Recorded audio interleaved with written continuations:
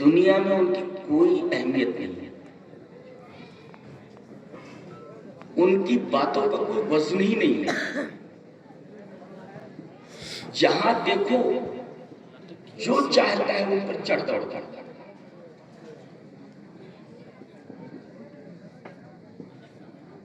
اور وہ ذلت و مسکنت کی تفصیل بنے رہتے ہیں۔ زیادہ سے زیادہ احتجاج کر لیتے ہیں، بلکہ یہ کہنا بیجا نہ ہوگا کہ مسلمان آج ایک احتجاجی قوم بن گئی۔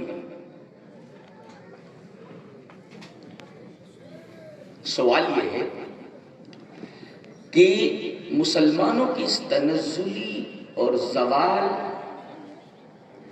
اور ذلت کا ریزن کیا ہے، سبب کیا ہے؟ مسلمان اتنے انحطاط پذیر کیوں ہیں؟ ایک زمانہ ایسا تھا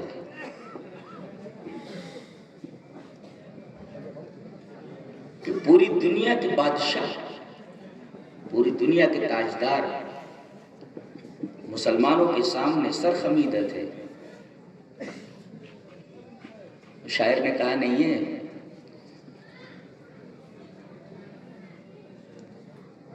تھے اس قدر عظیم کہ پیروں میں تاج تھے اس قدر عظیم کہ پیروں میں تاج تھے، اتنے ہوئے ذلیل کے جوتوں میں آ گئے۔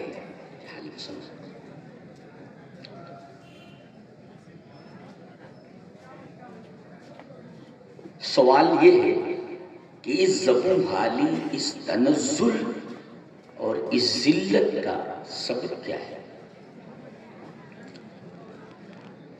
میں نے جہاں تک اسٹڈی کی ہے، مطالعہ کیا ہے، مجھے 5 اسباب سمجھ میں آتے ہیں۔ 5 reasons، 5 اسباب۔ چلیے پہلا سبب دیکھتے ہیں۔ پہلا سبب یہ ہے کہ مسلمانوں کی توحید خالص نہیں ہے، اس میں مکسچر ہے۔ ہاں، انہوں نے اپنی توحید میں شرک کو ملایا ہوا ہے۔ اللہ نے ارشاد فرمایا الذین آمنوا ولم یلبسوا ایمانهم بظلم اولئک لهم الامن وهم مہتدون۔ وہ لوگ جو ایمان لائے اور انہوں نے اپنے ایمان میں ظلم کو ملا لیا ہے۔ صحابہ کرام نے وہی پوچھا کہ اللہ کے رسول ہم میں سے کون ہے جو ظلم نہیں کرتا؟ اللہ کے رسول نے فرمایا یہاں ظلم سے مراد وہ ظلم نہیں ہے، یہاں ظلم سے مراد وہ ظلم ہے جو حضرت لقمان نے اپنے بیٹے کے سامنے بیان کیا تھا۔ یہاں ظلم سے مراد شرک ہے۔ الذین آمنوا ولم یلبسوا ایمانهم بظلم، ایمان تو ہے مگر انہوں نے اپنے ایمان کو خالص نہیں رکھا ہے، اس ایمان میں انہوں نے شرک کو ملا رکھا ہے۔ اور اللہ تبارک و تعالیٰ کے ہاں ملاوٹ والی چیز نہیں چلتی، مخلوق ملاوٹ والی چیز پسند نہیں کرتی، چاہے جائے کہ خالق ملاوٹ والی چیز پسند کرتی۔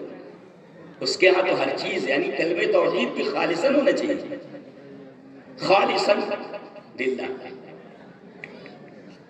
اور اگر کوئی شخص، کوئی قوم اگر اپنے ایمان میں، اپنی توحید میں شرک کو ملا لیتی ہے تو پھر امن کہاں ہے؟ اس کے شانتی کہاں ہے؟ اولئک لہم الامن وہم مہتدون، ان کے لیے امن ہے۔ اب دیکھیں علماء بیٹھے ہوئے، اولئک ہے، اس کے بعد بیچ میں لہم ہے، اس کے بعد امن ہے، انہی کے لیے امن ہے۔ امن کا مطلب شانتی۔ اور ایک نکتہ اور بتاؤں کہ آج دنیا کا ہر شخص شانتی کی تلاش میں ہے، امن کی تلاش میں، سکون کی تلاش میں۔ بعض لوگوں کو دیکھا گیا وہ صبح صبح کتوں کو لے کر چڈی پہن کر کے پارک کی طرف نکلتے، ویئر آر یو گوئنگ، ادھر جا رہے ہیں، بس ایسے ٹہلنے کے لیے نکلے۔ We came out for walking. کتے کو لے کر واکنگ کے لیے نکلے، مقصد کیا؟ سکون. کتے کو لے کر نکلے سکون حاصل کرنے کے لیے. سکون کہیں گے، سکون اور امن وہاں ہے جہاں توحید خالص موجود ہے. تو ایک خرابی تو یہ ہے کہ دنیا میں مسلمانوں کے ہاں خالص توحید موجود نہیں ہے. اللہ نے ایک جگہ فرمایا سورہ یوسف کے اندر وَمَا يُؤْمِنُ أَكْثَرُهُمْ بِاللَّهِ إِلَّا وَهُمْ مُشْرِكُونَ، کہ اکثریت مسلمانوں کی ایسی ہے ایمان والوں کی کہ ایمان کے ساتھ شرک کیے جا رہے ہیں. وَمَا يُؤْمِنُ أَكْثَرُهُمْ، اکثریت موسٹ آف دیم، ان میں اکثر کے ہی آگے کہ کہتے ہیں ہم ایمان والے ہیں لیکن شرک کیے جا رہے ہیں. جی تو ایمان کے ساتھ انہوں نے شرک ملا رکھا ہے. پہلا ریزن تو یہ ہے، پہلا سبب تو ہماری اشانتی کا اور بد امنی کا اور بے چینی اور اضطراب کا، ہماری ہلاکت کا یہ پہلا سبب ہے کہ ہماری توحید خالص نہیں. یہ سمجھ میں ہے؟ لہذا اپنی توحید پر نظر کی جائے کہ توحید کے اندر کہاں کہاں گڑبڑی ہے، کہاں کہاں خامی ہے. پہلی چیز تو یہ. اور دوسری چیز قرآن اور حدیث سے دوری. یہ اللہ اکبر. چلیے پہلے قرآن کو دیکھ لیتے ہیں، پہلے حدیث پڑھتے ہیں. حدیث اس طرح وعن ابی ہریرہ رضی اللہ تعالی عنہ قال قال رسول اللہ صلی اللہ علیہ وسلم انی قد ترکت فیکم شیئین لن تضلوا بعدہما کتاب اللہ وسنتی ولن یتفرقا حتی یرد علی الحوض. رواه الحاکم فی المستدرک فی کتاب العلم. امام حاکم رحمہ اللہ مستدرک علی الصحیحین میں اس حدیث کو کتاب العلم میں لائے. راوی حضرت ابو ہریرہ ہے. حضرت ابو ہریرہ فرماتے ہیں کہ نبی اکرم صلی اللہ علیہ وسلم نے ارشاد فرمایا میں نے تمہارے درمیان دو چیزیں چھوڑ دی جو آپ کو ملی تھی، چھوڑ دی. لن تضلوا بعدہما، ان کے بعد تم کبھی گمراہ نہیں ہوگے. اور آپ نے بتایا وہ دو چیزیں کون سی ہیں؟ کتاب اللہ، سنت رسول، میری سنت اور اللہ کی کتاب. اور یہ دونوں ایک دوسرے سے الگ نہیں ہو سکتے. وَلَن يَتَفَرَّقَا حَتَّى يَرِدَ عَلَيَّ الْحَوْض. اللہ کے رسول صلی اللہ علیہ وسلم نے ہمیں کتاب اللہ دیا کیا، اللہ کی کتاب دی تھی اور اپنی سنت عطا فرمائی تھی. آج تمام کے تمام مسلمان کتاب و سنت سے دور ہو چکے ہیں. جی ایک حدیث اور دیکھیں کتاب اللہ کے بارے میں. قال عمر اما ان نبیکم قد قال ان اللہ یرفع بهذا الكتاب اقواما ویضع به آخرین. رواہ مسلم فی کتاب صلاۃ المسافرین وقصرها.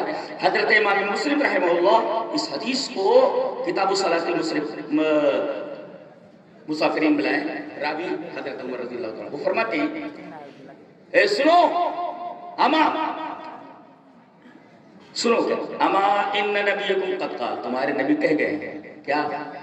ان اللہ یرفع بهذا الكتاب اقواما ویضع به آخرین، کہ اس کتاب کے ذریعے اللہ قوموں کو اونچا اٹھائے گا، بلند کرے گا، اور اس کتاب کے ذریعے لوگوں کو پستی کے ذلت کے تحت سرا میں پھینک دے گا. یہ کتاب اوپر سے آئی ہے نا، اب پکڑو گے تو اوپر جاؤ گے، چھوڑ دو گے تو نیچے جانا ہی ہے.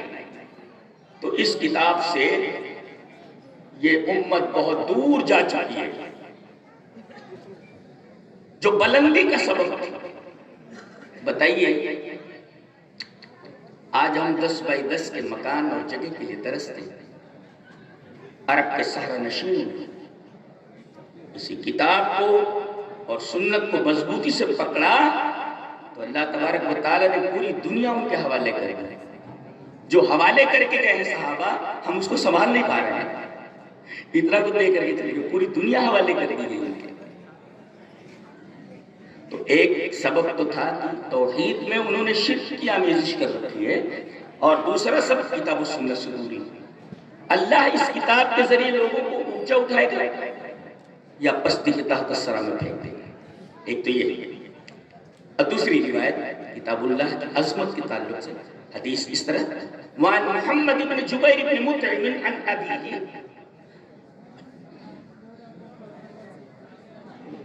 قال كنا مع رسول الله صلى الله عليه وسلم بالجحفة فخرج علينا رسول الله صلى الله عليه وسلم فقال أليس تشهدون أن لا إله إلا الله وأني رسول الله وأن القرآن جاء من عند الله؟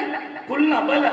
قال فأبشروا فإن هذا القرآن طرفه بيد الله وطرفه بأيديكم فتمسكوا به ولا تهلكوا بعده أبدا. رواه الطبراني في المعجم الكبير. امام طبرانی سے جس کو ایسے ہی طبرانی معجم الکبیر بنایا. محمد بن جبیر بن مطعم کہتے ہیں اپنے باپ سے روایت کرتے ہوئے کہ ہم لوگ مقام جوفہ میں تھے.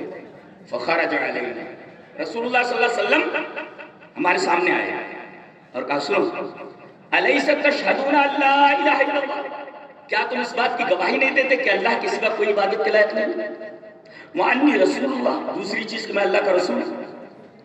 تیسری چیز وان القرآن جاء من عند اللہ، قرآن اللہ کی طرف سے آیا ہے. صحابہ نے کہا نعم یا رسول اللہ. قلنا نعم، ہم تمام صحابہ نے کہا کہ ہاں اللہ کے رسول، ہم گواہی دیتے کہ آپ اللہ کے سوا کوئی معبود ہے، ہم گواہی دیتے کہ آپ اللہ کے رسول، ہم گواہی دیتے کہ یہ قرآن اللہ کی طرف سے ہے، ہم گواہی دیتے. جب تمام صحابہ کرام نے اقرار کر لیا کہ ہم توحید کی گواہی دیتے، رسالت کی گواہی دیتے، یہ گواہی دیتے ہیں کہ قرآن اللہ کی طرف سے ہے، تو آپ نے فرمایا خوش ہو جاؤ. فابشروا، خوش ہو جاؤ. کیا خوش ہو جاؤ؟ کہ یہ جو قرآن ہے فإن هذا القرآن طرفه بيد الله، اس کا جو ایک سرا ہے، ایک سرا یہ اللہ کے ہاتھ میں ہے، اللہ کے ہاتھ میں، اور ایک سرا تمہارے ہاتھ میں ہے. جی، ایک سرا اللہ کے ہاتھ میں اور ایک سرا تمہارے ہاتھ میں. فتمسکوا به، تو قرآن اس سرے کو جو تمہاری طرف سے مضبوطی سے پکڑ لو. ولا تهلكوا بعده ابدا، اگر تم نے اس کو مضبوطی سے پکڑ لیا کہ تو دنیا کی کوئی طاقت تمہارا کچھ نہیں بگاڑ سکتی، ہلاک نہیں ہو سکتی. آج پوری دنیا ہماری ہلاکت کے پلان بنا رہی ہے، تباہ و برباد کرنے کے منصوبے بنا رہی ہے. خوشخبری سنائی گئی، نبی کریم صلی اللہ علیہ وسلم نے کہا خوشخبری تمہارے لیے، خوشخبری خوش ہو کہ قرآن کو مضبوطی سے پکڑنے کی وجہ سے تمہیں دنیا کی کوئی طاقت ہلاک نہیں کر سکتی. آج کتنے لوگ بیٹھے ہوئے سے پوچھئے سورہ فاتحہ کا ترجمہ کیا ہے؟ قل هو اللہ، سورہ اخلاص کا ترجمہ کیا ہے؟ ہاں فلموں کے نام، موبائل چلانے میں ماہر ہے، دنیا کے معاملات میں ماہر ہے، مگر قرآن ان کی زندگی سے پوری طرح نکل چکا. تو بلندی کا جو سبب تھا وہ تو ہم نے چھوڑ ہی دیا. اسی طریقے سے ہلاکت سے بچنے کی جو اسباب تھا انہوں نے چھوڑ دیا. صحابہ کرام کی مجلس ہے قرآن حکیم سے سچ سمجھ. چلیے وہ حدیث دیکھ لیتے ہیں. حدیث وعن عبد الله بن مسعود رضی اللہ تعالی عنہ قال قال لي النبي صلی اللہ علیہ وسلم اقرأ علیہ. قلت یا رسول اللہ اقرأ علیک وعلیک منزل؟ قال نعم. فقرأت سورة النساء حتى أتيت إلى هذه الآية فكيف إذا جئنا من كل أمة بشهيد وجئنا بك على هؤلاء شهيدا؟ قال حسبك الآن. فالتفت إليه فإذا عيناه تذرفان. رواه البخاری في کتاب فضائل القرآن. حضرت امام بخاری رحمہ اللہ اس حدیث کو ایسے ہی بخاری شریف کتاب فضائل القرآن میں آیا. راوی حضرت عبداللہ بن مسعود. حضرت عبداللہ بن مسعود فرماتے ہیں کہ ہم تمام صحابہ بیٹھے ہوئے تھے، اچانک نبی کریم صلی اللہ علیہ وسلم نے فرمایا اقرأ علیہ. عبداللہ بن مسعود تم قرآن سناؤ. تو میں نے کہا کہ اللہ کا رسول میں آپ کو قرآن سناؤں؟ قرآن تو آپ پر اترا ہے. کہا نہیں تم سناؤ، پڑھو. کہہ رہے میں نے سورہ نساء پڑھنی شروع کی. فقرأت السورۃ، یہ دیکھو محفل ہے قرآن میں، یہ قرآن کی محفل ہے.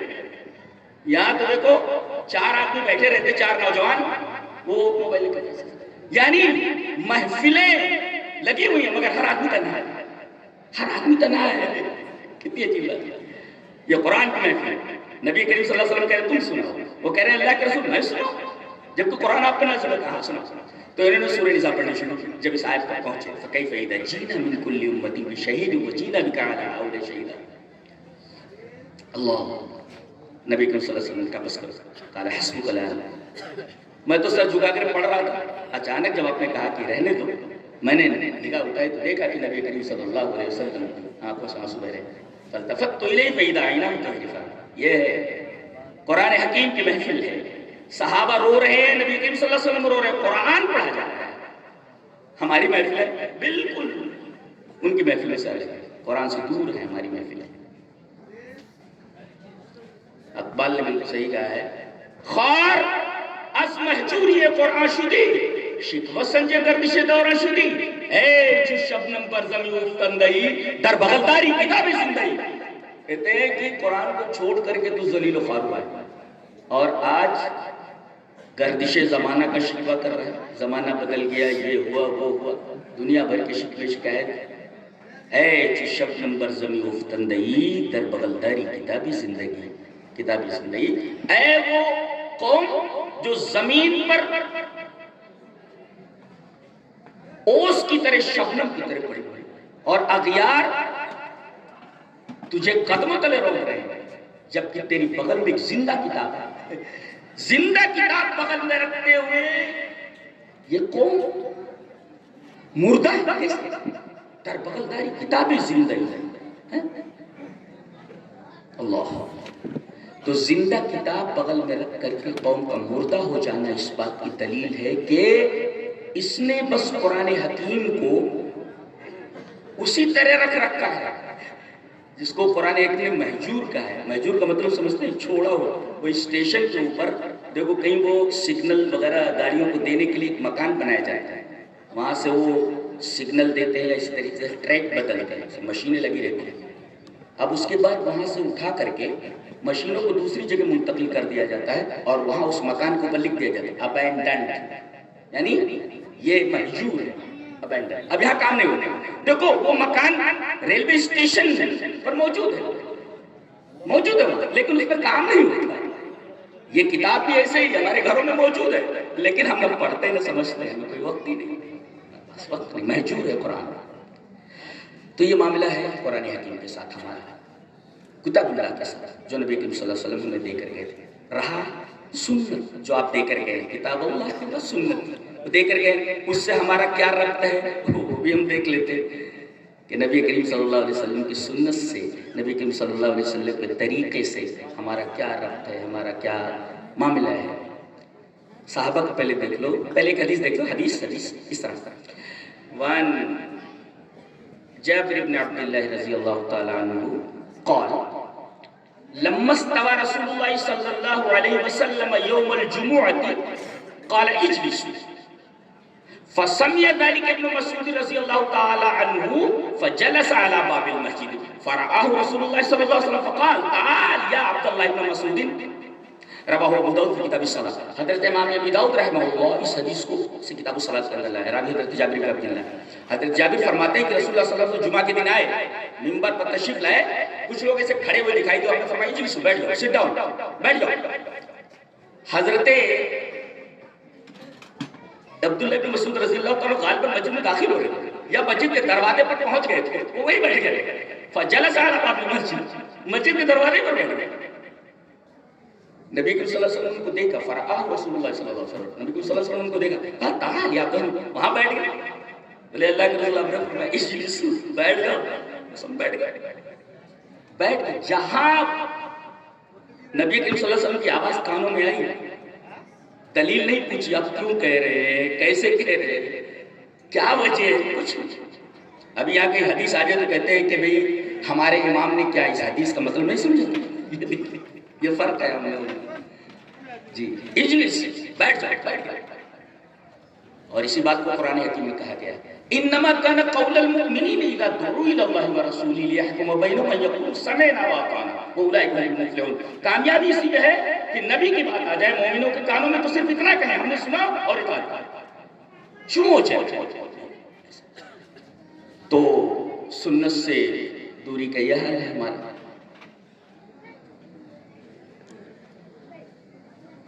ہماری زندگی کا کوئی گوشہ ایسا نہیں ہے جہاں پر ہم نبی کریم صلی اللہ علیہ وسلم کو فالو کر رہے ہوں۔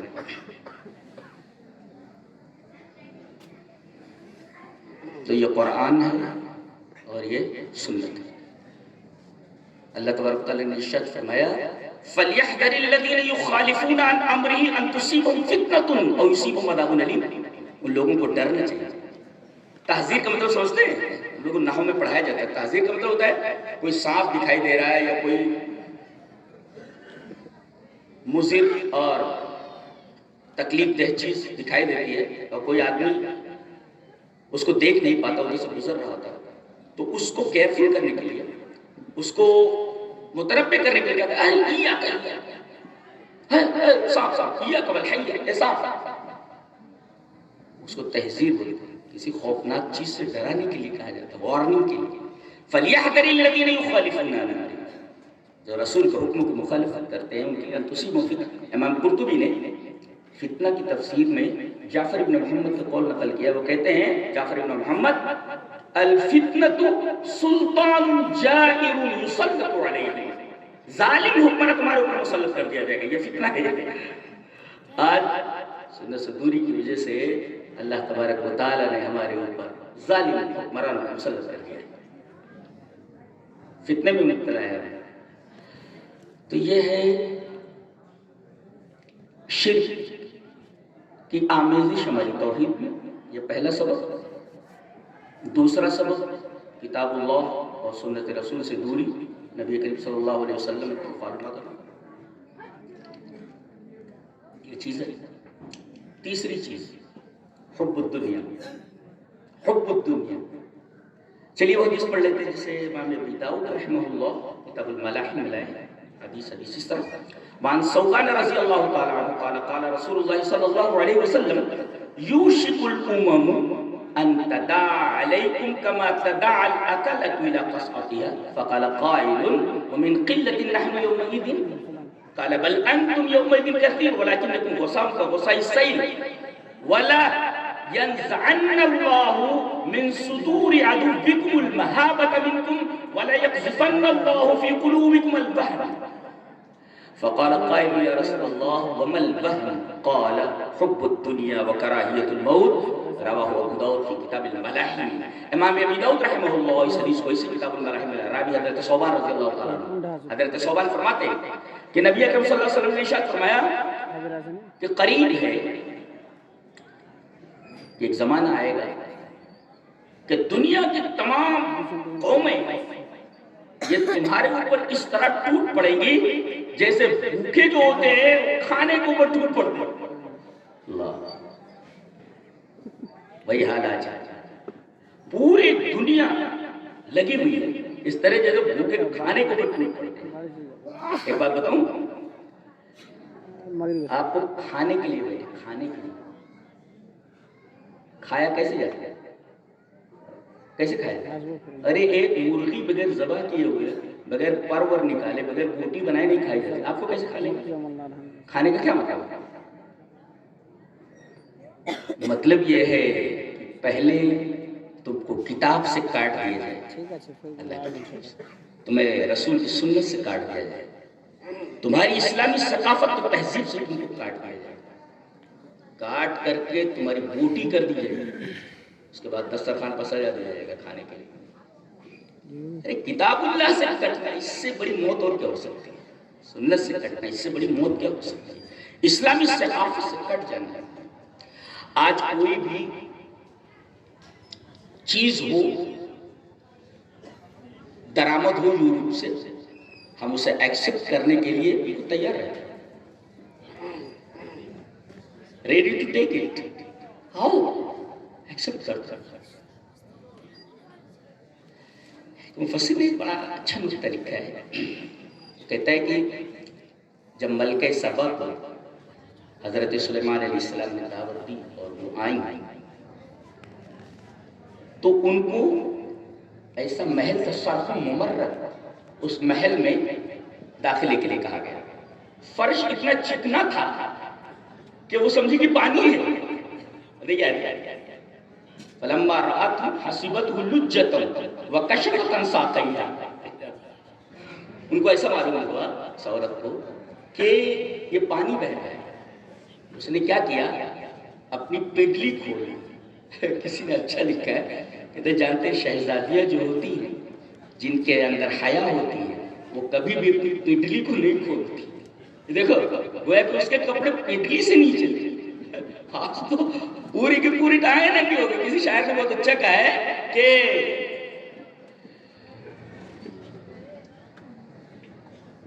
کمی لباس تن پر عجیب لگتی ہے امیر باپ کی بیٹی غریب لگتی ہے، یعنی باپ کے سامنے بالکل ساک کھولے ہوئے اور بغیر دوپٹے کے بال کھولے ہوئے، عجیب و غریب ہے تو کر رہی ہے، میں سامنے آتی اور باپ کو شرم نہیں آتی، بھائی کو شرم نہیں آتی.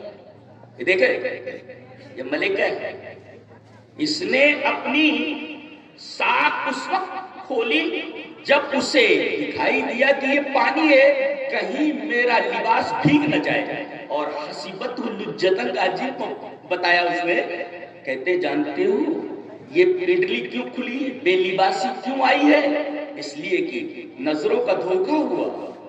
اس نے ایک چکنے فرش کو اس نے پانی سمجھ لیا، گویا یورپ سے جو درآمد ہو رہی ہے تہذیب، در حقیقت وہ آنکھوں کا دھوکہ ہے، شراب ہے. اس شراب کو ہم حقیقت سمجھ بیٹھے ہیں اور ہم نے ہر عریانیت اور بے لباسی اپنی اسلامی تہذیب کے اندر داخل کر لی ہے، جس کا اسلامی تہذیب سے کوئی تعلق نہیں. تو وہاں توحید میں ہم نے شرک گھسا رکھا ہے، اور یہاں عالم یہ کہ اسلام کے اندر دوسری تہذیب ہے، دوسری ثقافتیں گزار رکھی. خالص کیا ہے ہمارے پاس؟ کچھ بھی نہیں. اللہ اکبر. فلما رأت حسبته لجة، سب نظروں کا دھوکہ ہے. یورپ سے جو کچھ آ رہا ہے تہذیب کے نام پر، ثقافت کے نام پر، تمدن کے نام پر، اچھائی کے نام پر اور ترقی کے نام پر، جسے مسلمان بے سوچے سمجھے ایکسپٹ کرے، در حقیقت نظروں کا دھوکہ ہے وہ. اور یہی نظروں کا دھوکہ بے لباسی کا سبب. فلما رأته حسبته لجة وكشفت عن ساقيها، تو شہزادیاں کہاں اپنی پنڈلی کھولتی، پنڈلی کے سب کچھ پوریاں کر رہی ہیں.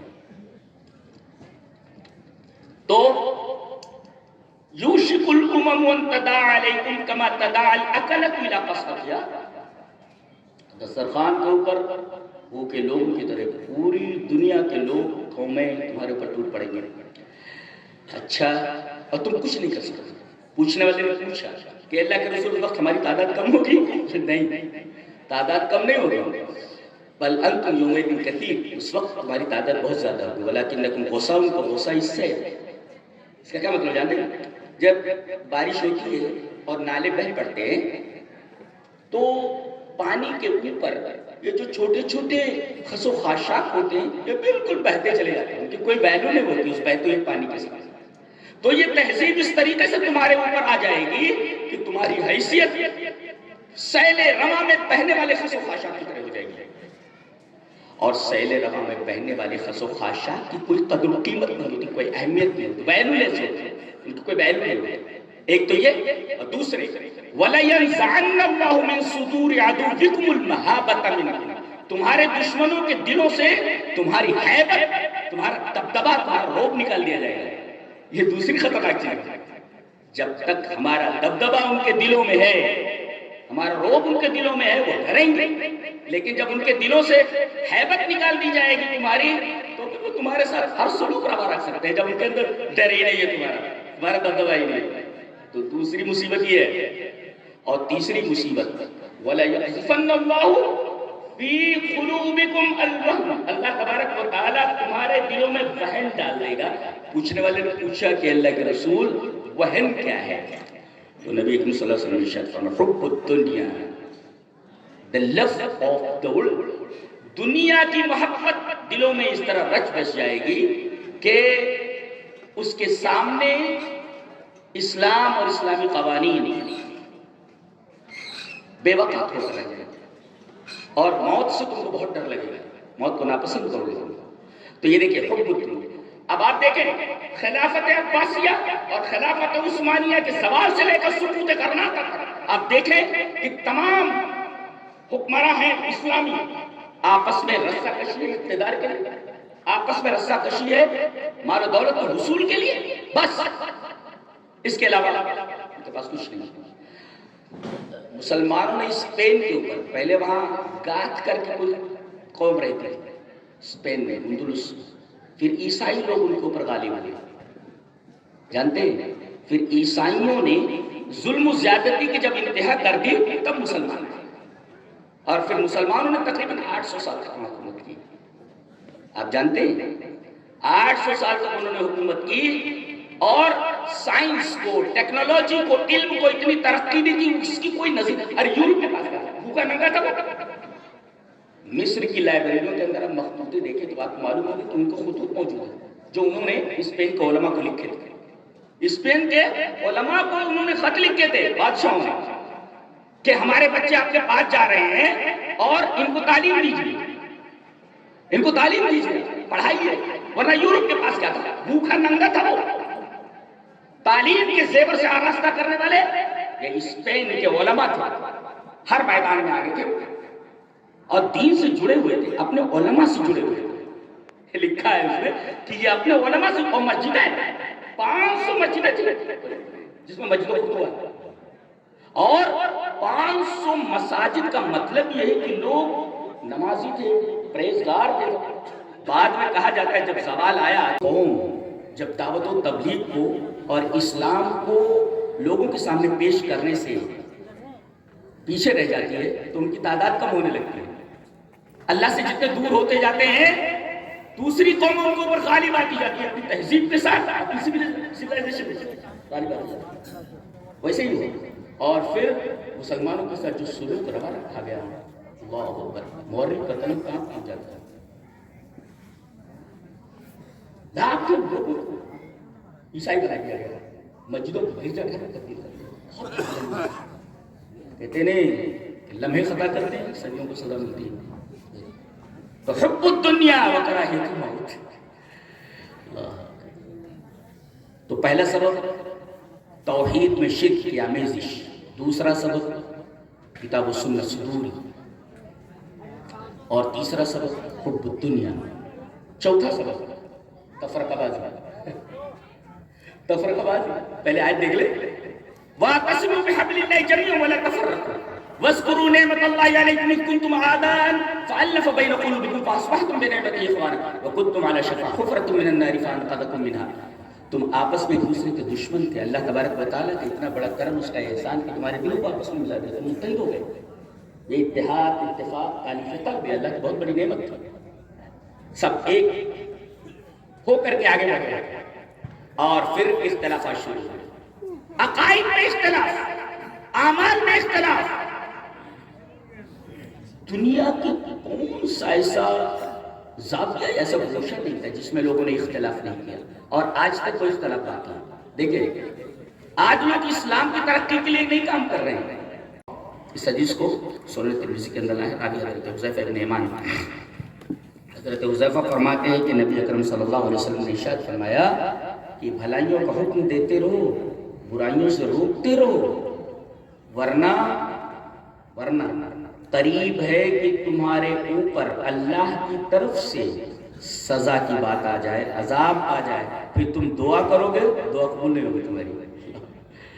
تو امر بالمعروف اور نہی عن المنکر کو ہم نے چھوڑ رکھا ہے. یہ تو کہو کہ مدارس، ہمارے علماء، آپ لوگوں کو چاہے تعداد رہے یا نہ رہے، آتے ہیں بتا کر چلے جاتے ہیں. یہ تمہاری ذمہ داری ہے، آپ کی ذمہ داری ہے. اس کو ایکسپٹ کرنا، اس کے اوپر چلنا بتانے کے لیے موجود ہے. اور جانتے ہیں علماء سے جڑنا، دین سے جڑے رہنا اس دور کے اندر بہت بڑی نعمت ہے اللہ تبارک و تعالیٰ کی. ہاں، اسپین کی تاریخ کو میں نے پڑھا ہے، اس کے اندر سب سے بڑا نمایاں پروناؤنسڈ سبق جو بیان کیا گیا یہ علماء اور مساجد سے دوری. 500 مساجد ہیں، بتائیے آپ، بھری ہوئی مساجد ہیں. بعد میں دھیرے دھیرے سب خالی ہو گئے. اور جانتے ہیں مورخ لکھتا ہے کہ اسپین کی تباہی میں سب سے بڑا سبب یہ ہے کہ یورپ نے تو علم لیا مگر بدلے میں انہوں نے اوریانیت اور ننگا پن وہ بھیج دیا اسپین میں. جیسے آج کل ہمارے نوجوان ان کو نمازوں سے کچھ لینا دینا نہیں، موبائل پتہ نہیں کیا کیا دیکھتے رہتے. اس میں 4 لڑکے بیٹھے ہوئے ہیں، محفل ہے، لیکن بظاہر ایسا لگتا ہے 4 لوگ ایک دوسرے سے بے نیاز ہیں، محفل میں رہتے ہوئے بھی تنہا ہے. کتنا بڑا عذاب ہے. رات بھر لگے رہتے اس میں، تنہا بیٹھا ہوا اس میں ہنس رہا ہے، دیکھ رہا ہے، پتہ نہیں کیا کر رہا ہے. ان سے پوچھا جائے کہ کچھ لوگ تمہاری طرح نوجوان تھے جو اپنے گھروں سے بھاگ نکلے تھے، کیوں بھاگے تھے؟ اور وقت کے حکمراں کے سامنے ان کی آنکھوں میں آنکھیں ملا کر انہوں نے بات کی. بڑے لوگوں کے گھروں کے تھے وہ لوگ، اصحاب کہف فتیۃ نوجوان تھا. اللہ نے فرمایا نحن نقص علیک نبأہم بالحق، یعنی اگر قصہ بیان کیا جائے، کوئی واقعہ بیان کیا جائے تو حقیقت کو پیش نظر رکھا جائے. کیا گویے بیچارے اور کیا کہانیاں ہیں، اور اس پر تر رہی ہے کہ اب ہم ہنس رہی ہیں. آپ کہیں کسی کامیڈی سرکس میں ہیں کہ آپ کو قرآن و حدیث سے زیادہ لذت کسی اور چیز میں ملے؟ ایک بات بولو، آدمی کا جب اس کو کوئی مرض لاحق ہو جاتا ہے، جیسے بخار ہو، تو اسے میٹھی چیز دی جائے تو سیدھی لگتی ہے، اسے ایسے بے مزہ سی لگتی ہے، وہ کہتا نہیں کھاتا، کیسی لگتی ہے. تو کیا یہ کہا جا سکتا ہے کہ میٹھی چیز سے اس کی مٹھاس اور اس کی شیرینی ختم ہو گئی؟ نہیں، یہی کہا جائے گا آدمی بیمار ہے، بخار زدہ ہے، اس وجہ سے اس کو یہ میٹھی چیز بے مزہ رہے. ایسے ہی اگر قرآن کے بجائے، اسلامی تعلیمات سننے کے بجائے کچھ اور سننے میں آپ کا دل لگا ہوا ہے، اس کو آپ اگنور کر رہے ہیں، تو یہ نہیں کہا جائے گا کہ قرآن میں اور حدیث میں جو شیرینی تھی وہ ختم ہو گئی، بلکہ یہ کہا جائے گا کہ آدمی کا دل بیمار ہے. یہی تو ہے نا دل. یہ بڑی عجیب و غریب چیز ہے تو معمولی ایک لوتھڑا، لیکن سختی پر آ جائے، خرابی پر آ جائے تو پورے بدن کے نظام کو درہم برہم کر دیتا ہے. یہ صالح رہے تو پورا نظام آف باڈی، پورے سسٹم آف باڈی صحیح رہتا ہے، اور یہ خراب ہو جائے تو پوری باڈی کا نظام درہم برہم کر دیتا ہے. بہت خطرناک. قرآن اسی پر اترا ہے، نزلہ علی قلبک، تمہارے دل پر یہ قرآن اترا ہے. تو دل جب تک نہیں لگا تو قرآن تو نہیں سمجھ میں آئے گا. قرآن سے محبت کے لیے دل چاہیے. جی تو یہ آیا ہے. حذیفہ ابن ایمان نے فرمایا کہ نبی کریم صلی اللہ علیہ وسلم نے ارشاد فرمایا کہ تم بھلائیوں کا ضرور بھی ضرور حکم دو. ایسا نہیں ہے کہ گالی آپ دیتے ہو، نہیں، بالکل وہ نون تاکید ثقیل ہے، تاکید کی جا رہی ہے کہ آپ جو ہے بھلائیوں کا حکم دیتے ہو، تمہارا فریضہ ہے. کنتم خیر امۃ اخرجت للناس تأمرون بالمعروف وتنهون عن المنکر وتؤمنون باللہ. یہ تؤمنون باللہ کو بعد میں لایا گیا ہے، یعنی خاص طور سے تمہارا جو فریضہ ہے بحیثیت امت مسلمہ وہ یہی ہے کہ آپ اس لیے برپا کیے گئے ہیں کہ آپ لوگوں کے سامنے اچھی باتیں رکھیں، برائی سے روک دیں. وَلَتَنْهُونَ عَنِ الْمُنكَرِ، ورنہ اللہ کی طرف سے عذاب آ جائے گا. یہ سب عذاب میں مبتلا ہے ہم لوگ. ہماری عزت داؤں پر ہے، ناموس داؤں پر ہے، ہمارا دین داؤں پر ہے. تو اللہ حفاظت کر رہا ہے، اس نے حفاظت کی ذمہ داری لی ہے قرآن حکیم کی. ورنہ ہم نے تو ایسا ماحول پیدا کر دیا ہوا ہے کہ اس کے بارے میں الفاظ نہیں مل رہے ہیں کہ اس حالت کی، اس حالت، اس کیفیت کو لفظوں میں بیان کیا جا سکے. جانتے ہیں آپ؟ تو یہ 5 اسباب ہیں جو بہت سارے اسباب کو ملا کر کے اگر دیکھا جائے تو 5 اسباب میں سے کوئی نہ کوئی سبب ان 5 کے اندر آ جائے گا. توحید ہماری خالص نہیں ہے، کتاب و سنت سے دور ہے، حب الدنیا ہے ہمارے دل کے اندر، امر بالمعروف و نہی عن المنکر سے دور ہے، اور اسی طریقے سے تفرقہ بازی ہماری گھٹی میں پڑی ہوئی ہے. سارے لوگ جانتے ہیں، سارے لوگ جانتے ہیں کہ تفرقہ بازی کتنا نقصان دہ، لیکن ڈٹے ہوئے اس کے اوپر، پتہ نہیں کیا اس کے پیشے میں میرا خیال ہے کہ اقتدار یا مال و دولت کی حوث. اچھا، یہ 5 اسباب ہمیں امت مسلمہ کے زوال کے پس منظر میں نظر آتے ہیں، بیک گراؤنڈ میں. کچھ لوگ کیا کہتے ہیں، نہیں، مسلمان اس وجہ سے پیچھے ہیں دنیا میں کہ وہ ٹیکنالوجی میں پیچھے ہیں، سائنس میں پیچھے ہیں، اکنومی میں پیچھے ہیں، ان تمام چیزوں میں پیچھے ہیں. آپ کو معلوم ہے کہ اسپین کے اندر سے، اسپین سے سیکھ کر کے یورپ گئے. اسرائیل کے بارے میں نے پڑھا کہ اتنے ذہین ہیں وہ لوگ. سچ اللہ نے فرمایا سب تم کو پوری دنیا میں ہم نے فضیلت دی. اس فضیلت کا انہوں نے کوئی رسپونس نہیں دیا. اللہ تبارک و تعالیٰ پوری دنیا میں فضیلت عطا فرمائی، پورے عالم میں اتنے ذہین ہیں وہ لوگ. آپ کو معلوم ہے ایک ڈرپ اریگیشن ہوتا ہے، ابھی میں نے انگریزی میں پڑھا ہے ڈرپ اریگیشن. ڈرپ اریگیشن دیکھو کتنے لوگ، 85 لاکھ ہیں میرا خیال ہے، پوری دنیا کے سر پہ سوار ہیں، پوری دنیا کے سر پہ سوار ہیں. اور یہ وہی لوگ ہیں کہ وہاں ان کا بہت برا حال تھا اندلس میں. ان کے ساتھ عیسائی ہر ظلم برابر رکھتے تھے انہی کے ساتھ. یہ قوم 1 کروڑ تک ہے، 85 لاکھ ہے، لیکن ٹیکنالوجی بہت فاسٹ ہے، بہت زیادہ فاسٹ ہے. ड्रिप इरिगेशन के बारे में पढ़ कर मुझे हैरत हुई कि अगर 50,000 पौधे लगे हुए तो उन्होंने ऐसी टेक्नोलॉजी इजाद की हुई है कि उस टेक्नोलॉजी से पानी का एक एक कतरा भी अगर उसको मिलना चाहिए वही उतना मिलेगा, और खाद का एक जर्रा जितना मिलना चाहिए जिस पौधे को उतना ही मिलने वाला है। इतनी फास्ट टेक्नोलॉजी उनके पास, जानते हैं? ड्रिप इरिगेशन इन्होंने कहां से सीखा था? मुसलमानों से तो सीख के आए थे। तो कहते हैं कि भाई मुसलमानों के पास वो टेक्नोलॉजी नहीं है, मुसलमानों के पास इकोनॉमी नहीं है, मुसलमानों के पास साइंसी तरक्की नहीं है, इस वजह से वो जलील ख्वार है, ये तनज़्ज़ुल और ज़बूहाली का शिकार है। नहीं, इनसे पूछा जाए कि देखिए खिलाफत अब्बासिया आपको मालूम है कि इकोनॉमी और दुनियावी तरक्की में और इल्म में इतनी फास्ट थी वो कि पूरी दुनिया में उसकी कोई नजीर नहीं थी। उसकी तहजीब, सकाफत, इल्मी तरक्की, मादी तरक्की, इकोनॉमी, टेक्नोलॉजी, सारी चीजें थी। मैं कहता हूं कि फिर मंगोलों ने, तातारियों ने जब उनके ऊपर हमला किया तो ये बरतर तहजीब कमतर तहजीब से क्यों शिकस्त का? वजह क्या है? टेक्नोलॉजी तो है तुम्हारे पास, इल्म तो है ना तुम्हारे पास, इकोनॉमी है ना तुम्हारे पास, मादी तरक्की तो है तुम्हारे पास। ये भूखे नंगे लोग आए और पूरे बगदाद को इन्होंने एक शमशान बना करके, कब्रिस्तान बना करके अल्लाह वीरान कर दिया पूरे बगदाद का, और चंद इलाकों को छोड़ करके पूरे ममालिक को ऊपर छा गया। सवाल वही है जो हमारे मजहब बेजार मुफक्किरीन ये कहते हैं कि मुसलमान इस वजह से पीछे है कि उनके पास टेक्नोलॉजी नहीं, या तो सब है उनके पास, तो एक बरतर तहजीब एक कमतर तहजीब से क्यों हार गई, क्यों शिकस्त खा गई? इसका मतलब सबब कुछ और है, सबब वो नहीं है जो तुम बता रहे हो, सबब कुछ और है। उंदुलुस में भी ऐसे ही 800 साल तक हुकूमत की आपने, मुसलमानों की हुकूमत रही। कौन सी चीज ऐसी आई कि भाई खुतूत मौजूद हैं कि बाकायदा लिखे जा रहे हैं स्पेन के उलमा को कि हम अपने बच्चों को भेज रहे हैं अपनी तालीम लीजिए।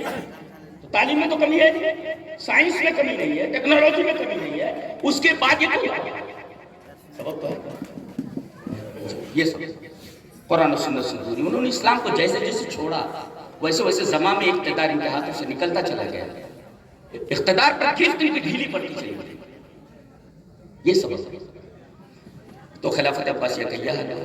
खिलाफत उस्मानिया के बारे में आप जानते हैं, निस्फ आलम के ऊपर, निस्फ दुनिया के ऊपर उसने अपना सिक्का जमा रखा था, लेकिन जमा में इख्तिदार उसके हाथ से निकलता चला गया। खिलाफत अब्बासिया का वो हाल हुआ। मुगलों ने यहाँ पर हुकूमत की, मालूम है आपको, बाबर से लेकर के बहादुर शाह जफर, खुद कहते 800 साल, लेकिन बाबर से लेकर के आज तक 200 साल तो हमारे सामने है ना। क्या हाल हुआ? इन्होंने क्या किया? अल्लाह ने इनको सल्तनत दी थी, लेकिन दो तरीके की, एक तो पीर लोग थे और एक बादशाह।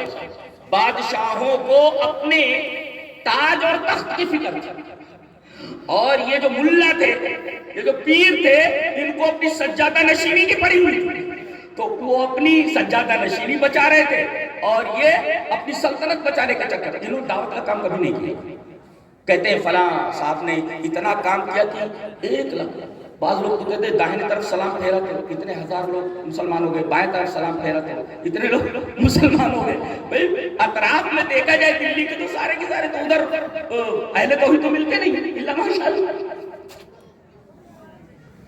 तो काम क्या किया? काम यही किया कि इन्होंने इस्लाम की ऐसी तस्वीर पेश की जो शिर्क की आमेज़िश के साथ, जो सबके खाने के लिए मुनासिब है, सब खा रहे हैं, ऐसा हलवा बना करके पेश कर दिया। इस्लाम को एक दूसरे शक्ल में इन्होंने पेश किया कि सारे लोगों ने इसको कबूल किया। वो इस्लाम नहीं था जो रसूलुल्लाह सल्लल्लाहु अलैहि वसल्लम लेकर के आए, जो सहाबे किराम को दे करके आ गए, वो इस्लाम नहीं था। तो इनको तो अपनी सज्जादा नशीनी की फिक्र थी और बादशाह को अपने तख्त-ताज की दावत का काम रहा।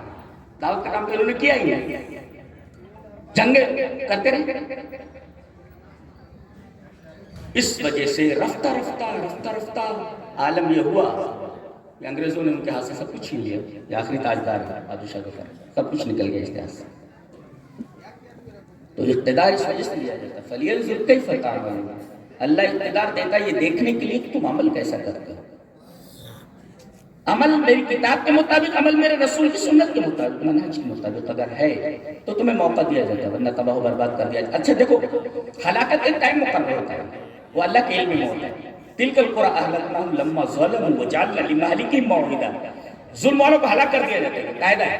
ظالم بستیوں کو تباہ و برباد کر، ان کے ہلاکت کا ایک ٹائم مقرر ہے، موعد ہے، ٹائم مقرر ہے. لیکن تباہ ہونا ہے، تباہ ہونا ہی ہے. وہ مقرر اللہ کے علم میں، وہ ٹائم، وہ موعد موجود ہے. تو ہمیں پیچھے پلٹ کر کے دیکھنا ہے کہ ہم کہاں تک، یہ جو اسباب ہماری ہلاکت کے ہیں، ان اسباب سے ہم کتنا قریب اور کتنا دور ہیں. ہوش کے ناخن لینے کی ضرورت ہے، ورنہ حالات بد سے بدتر ہوتے جا رہے ہیں. کبھی کبھی سوچتے ہیں لوگ، دیکھتے ہیں تو حیران و پریشان ہو جاتے ہیں کہ کیا ہونے والا ہے، کیا ہونے والا ہے. اور مسلمانوں کی حالت دیکھو تو افسوسناک ہے. نوجوانوں کی حالت دیکھو تو کسی قوم کی عزت و ناموس ہوتے ہیں، ابرو ہوتے، وہ دین سے کتنے دور ہیں. اصحاب کہف کے بارے میں اللہ نے فرمایا کہ ہم حقیقت پر قصہ بیان کر رہے ہیں بالکل، اور فرمایا انہم فتیۃ آمنوا بربہم، اللہ اکبر، آمنوا بربہم، اپنے رب پر ایمان لائے اور ہم نے ان کی ہدایت بڑھائی. اور اس کے بعد کہا وربطنا علی قلوبہم اذ قاموا فقالوا ربنا رب السماوات والارض لن ندعو من دونہ الہا لقد قلنا اذا شططا. وہ کھڑے ہیں، کہتے ہیں یہ کھڑے کیسے ہو سکتے تھے اگر ہم ان کے دل کو مضبوط نہ کرتے. اللہ نے مدد ان کی، کھڑے ہیں، ان کو موقع دیا گیا سوچنے سمجھنے کا کہ بھئی تم نے جو دین قبول کیا ہے ذرا پھر سے اس کو نظر ثانی کرو. پڑھے نا لوگ اس قام، انہوں نے ڈائریکٹ کہہ دیا ربنا رب السماوات والارض، ہمارا رب آسمان اور زمینوں کا رب. اور توحید کی دعوت دے رہی، کتنی بڑی جرأت ہے، کتنی بڑی جرأت ہے. دیکھو موت سامنے ہے اور کہہ رہے ہیں لن ندعو من دونہ، ایک ہوتا ہے لا، ایک ہوتا ہے لن، جسے ہم لوگ ناٹ بولتے ہیں، نیور ہے. لن ندعو من دونہ الہا، ہم اللہ کے علاوہ کسی معبود کی عبادت نہیں کرتے، کسی کو نہیں پکارتے ہیں. دیکھو ڈائریکٹ کہہ رہے ہیں، قام سامنے کھڑے ہو گئے. وہ بھی نوجوان، تو نوجوانوں کا یہ حال ہے، دین سے کتنے دور ہیں.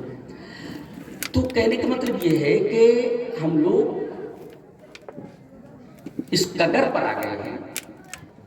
شاعر نے کہا کہ تن ہمیں داغ داغ شد انبا پوجا پوجا نے ہم، کہ پورا جسم زخموں سے چورے، روئی کہاں کہاں رکھی جائے، کیا بیان کیا جائے، آپ کے سامنے کیا چیز پیش کی جائے. بس علماء بولتے رہتے، سمجھاتے رہتے. آپ کی ذمہ داری نہیں بنتی کہ آپ کو کیا کرنا ہے. آپ کے سامنے حالات نہیں ہیں کہ کس طریقے سے حالات بدلتے جا رہے ہیں، اور ہمیں پلٹنا ہے پیچھے کی طرف، کتاب و سنت کی طرف. کہ وہاں گارنٹی دی گئی ہے کہ اگر اس کو تم نے مضبوطی سے پکڑ لیا تو ہلاک نہیں ہو سکتے، دنیا کی کوئی طاقت ہمیں ہلاک نہیں کر سکتی. اللہ نے ہمیں شعور دے رکھا ہے، عقل دے رکھی ہے فیصلہ کرنے. تو یہ 5 ریزن سے اسباب زوال امت اسلامیہ ہے. اللہ تبارک و تعالی ہمیں نیک اور اچھی سمجھ کی توفیق عطا فرمائے. وآخر دعوانا الحمدللہ رب العالمین.